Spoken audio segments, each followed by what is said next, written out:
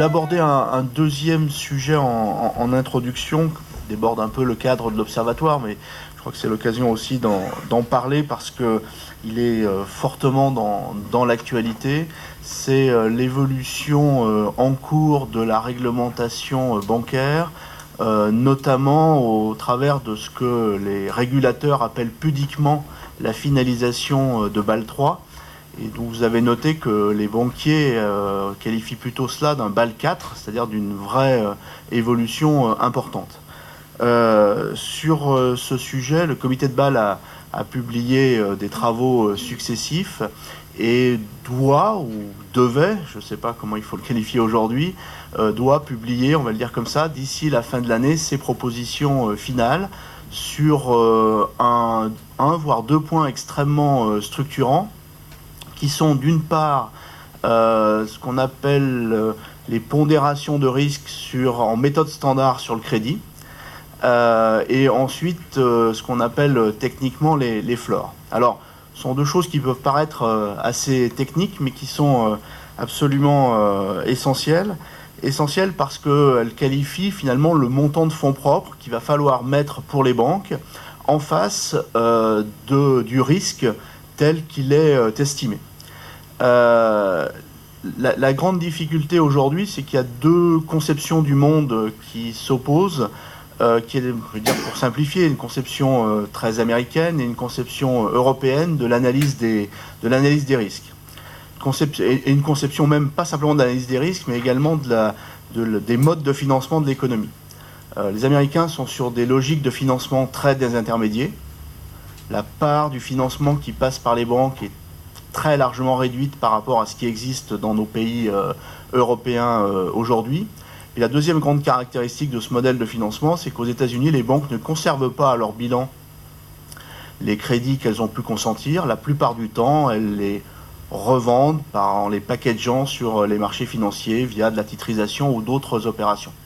Alors qu'en Europe, on a beaucoup plus un modèle d'intermédiation de l'économie par les banques, avec une conservation au bilan des banques de ces crédits.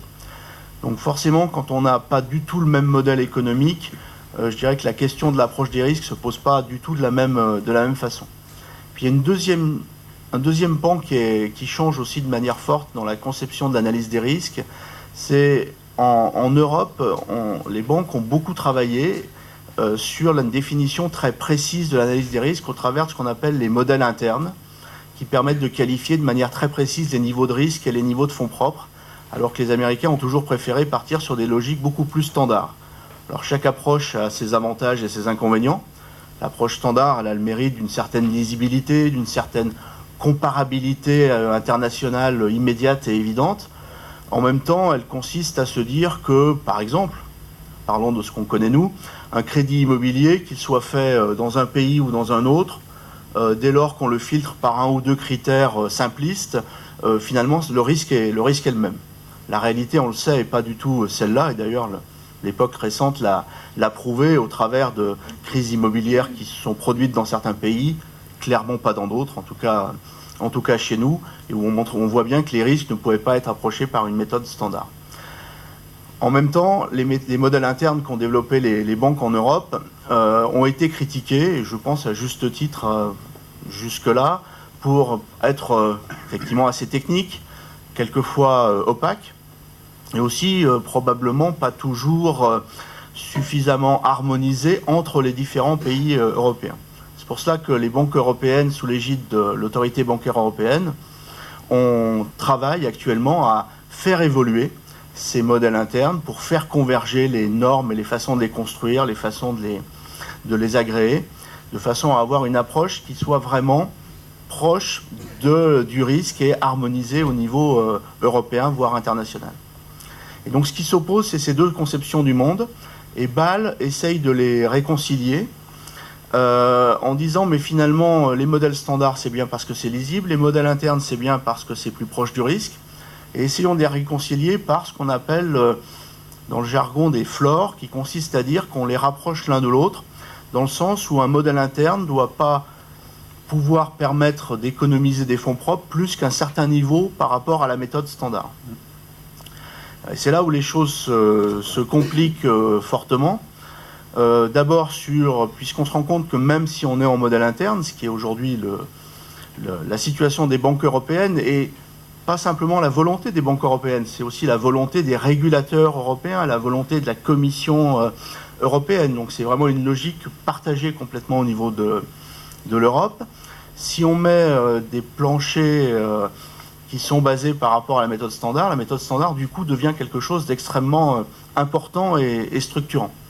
Surtout si ces planchers ne permettent d'économiser que 20% de fonds propres, ce qui est un peu l'idée générale qui est communément admise. Si on fait un petit focus sur le crédit immobilier, pour juste bien illustrer les choses, je ne sais pas si vous l'avez en tête, le comité de Bâle, jusqu'à présent, en méthode standard, un crédit immobilier hypothécaire, c'était une pondération de 35%. On disait, il faut 35, c'est un 35% d'équivalent du risque porté. Le comité de Bâle a fait des propositions il y a maintenant 2 ans en disant il faut faire quelque chose de plus sophistiqué tout en étant standard et en fait en faisant une matrice à double entrée qui intégrait le niveau du taux d'endettement d'un côté en disant plus le taux d'endettement de l'emprunteur est élevé, plus il y a de risques. On peut être assez d'accord. Et puis une autre logique, la plus hypothécaire, qui est plus il y a plus le prêt est proche de la valeur du bien, plus la banque prend de risques. Moins il y a d'apport, je vais le dire différemment, moins il y a d'apport, plus la banque prend de risques. Et donc on va faire des pondérations avec une matrice comme ça un peu sophistiquée. On va dire que l'approche taux d'endettement, c'est une approche un peu européenne, très française, c'est la solvabilité. L'approche sur l'apport, le rapport au crédit, la LTV, c'est une approche plus américaine. Ok, concilions les deux et partons comme ça. C'était une façon de faire. 1 an plus tard, Bâle est revenu en disant « Ah oui, mais l'approche par le taux d'endettement, c'est compliqué à mettre en œuvre. » Et donc, parce que c'est compliqué à mettre en œuvre, parce que c'est vrai que d'un pays à l'autre, se mettre d'accord sur la façon de calculer un taux d'endettement, on imagine bien que ça va être un peu difficile. Et comme c'est difficile de le faire, eh bien, on abandonne l'idée. Et c'est assez extraordinaire, on se dit c'est une bonne idée, mais je vais avoir du mal à la mettre en œuvre, donc je l'abandonne. Par contre, le rapport entre le montant du crédit et le montant du bien, ça c'est assez facile à faire. Avoir le niveau de l'apport, donc c'est plus facile à faire, beaucoup plus facile à faire, donc je garde ça. Et donc du coup, on a gardé que le pan américain de la réflexion, si je simplifie, je caricature à l'extrême, et on a oublié le pan européen.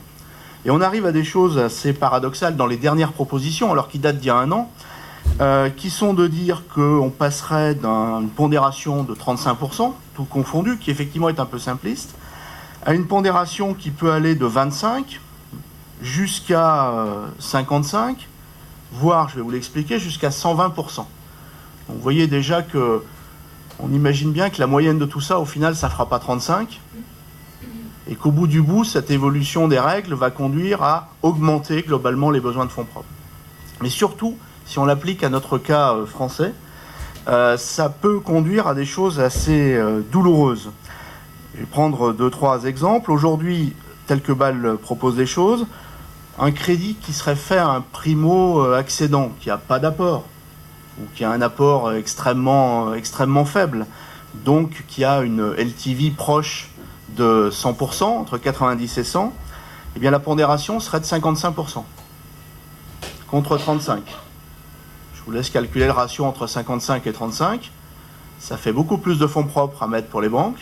Qui dit beaucoup plus de fonds propres à mettre pour les banques, dit opération qui sera tarifée beaucoup plus cher. Voire les banques n'ayant pas des fonds propres infinis, elles peuvent se poser la question de savoir si les fonds propres vaut mieux les allouer là-dessus ou sur d'autres activités. Donc ça peut aussi très largement conduire, pas simplement à une hausse des taux, mais ça peut conduire aussi à baisser le niveau de l'offre sur ce type de crédit. Et puis, je vais prendre un deuxième exemple, parce que celui-là, on en parle presque jamais aujourd'hui dans l'analyse qui est faite des propositions de Bâle, mais qui me semble à considérer de très près. Comité de Bâle, réflexion qui a du sens, s'est dit, mais il y a une différence entre acheter son bien pour soi-même ou acheter son bien pour le louer. Une logique locative, une logique d'investisseur. Et en se disant, mais oui, mais si c'est une logique d'investisseur, le remboursement du crédit va dépendre de la capacité des revenus qui vont être tirés à partir de ce crédit et notamment du montant des loyers. Et donc là, ils ont inventé une autre grille, beaucoup plus pénalisante, qui est de dire que si on fait un investissement locatif qu'on financerait à plus de 80% par du crédit, ce qui se pratique assez classiquement, va-t-on dire, eh bien là, la pondération, ça doit être 120%.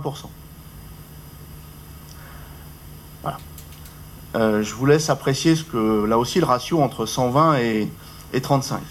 Hein, et les conséquences que j'évoquais sur les primo-accédants avec une pondération à 55, vous pouvez les imaginer sur des prêts qui seraient de cette nature-là. Alors, BAL ne dit pas que ce sont des prêts locatifs, dit que ce sont des prêts qui sont fortement dépendants des flux de trésorerie générés par le bien. Donc on peut discuter autour de ça, mais on voit bien que s'il faut le traduire en langage commun en un seul mot, on parlera d'investissement locatif. Voilà, donc vous voyez, il y a des choses qui sont très lourdes derrière tout ça. Alors certains me disent, c'est pas grave, les banques sont en modèle interne, donc ça c'est le modèle standard, oublié.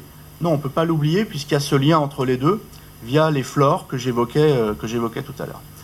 Alors ça c'est un exemple, mais on peut en prendre plein d'autres, hein, sur le financement des infrastructures, sur plein financement des PME, il y a plein d'autres sujets dont je ne parlerai pas parce que je ne suis pas compétent sur ces thèmes. Et je pense qu'il y a de très nouveau par contre dans les 3, 4, 5, 6 derniers mois, c'est qu'il y a une vraie prise de conscience très forte au niveau européen et au niveau aussi des autorités européennes et au niveau pas simplement technique mais aussi largement au niveau politique, puisqu'on a vu maintenant depuis le mois de juin, je dirais des expressions des responsables européens monter en puissance sur ces sujets d'opposition aux règles telles qu'elles seraient en train de se formaliser. Alors ça s'est fait un peu mezzo voce dans un premier temps avec l'Ecofin qui, au printemps et encore au mois de juillet, a dit que tout cela ne devait pas conduire à une augmentation significative des exigences de fonds propres. Et quand on dit significatif, qu'est-ce qu'on veut dire? Alors certains ont dit c'est 5%, alors que les calculs qui sont faits par les banques aujourd'hui, c'est des chiffres que j'ai pu entendre, et vous aussi, on parle de 25 à 30%, ce qui est beaucoup plus important. Et puis depuis la rentrée, je pense que les choses ont encore évolué largement. D'abord, en France, il y a eu des initiatives spécifiques au niveau du Sénat ou au niveau de l'Assemblée, avec des motions parlementaires extrêmement bien documentées et qui ont été votées à l'unanimité des parlementaires, donc de courants politiques différents, visant à préciser, à montrer les dangers qu'il pouvait y avoir dans les règles telles qu'elles allaient se formaliser. Et puis encore plus récemment, on a eu deux expressions qui me paraissent très intéressantes à observer. La première, c'est celle du vice-président de la Commission européenne qui a repris le portefeuille de Jonathan Hill et qui est M.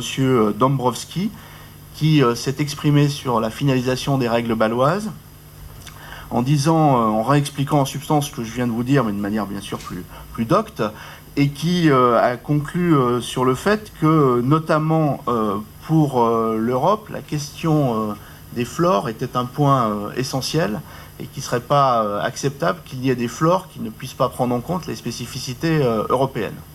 Et encore plus récemment, et c'est un langage suffisamment particulier dans la bouche d'un dirigeant d'autorité de régulation pour qu'il mérite d'être cité, le président de la BaFin c'est l'équivalent de la CPR en Allemagne, qui a dit que les propositions actuelles du comité de Bâle, qui étaient sur la table actuellement, étaient inacceptables. Voilà, donc on voit que les choses sont en train de se tendre et de se crisper sur ces sujets. C'est sans doute logique dans ce genre de négociations. Est-ce qu'au bout du bout, il n'y aura au final pas d'accord à Bâle, comme certains sont en train de le dire aujourd'hui? Ce serait sans doute très dommage, parce qu'on a probablement besoin d'avoir un cadre de règles harmonisé pour les banques et la finance au niveau international. Maintenant, si c'est pour avoir des règles qui ne correspondent pas aux spécificités du modèle de financement de l'économie européenne, au final, peut-être qu'il vaut mieux ne pas avoir d'accord. Bon, bien sûr, nous ne participons pas directement à ces sujets. On est plutôt en train d'appeler de nos voeux à ce qu'il y ait un accord, mais que cet accord respecte les règles, je dirais, de financement de l'économie européenne. Voilà, donc ça sera un sujet à suivre dans les temps qui viennent. Je pense qu'on aura l'occasion d'en reparler, mais je voulais profiter de l'occasion qu'on avait ici d'en dire quelques mots.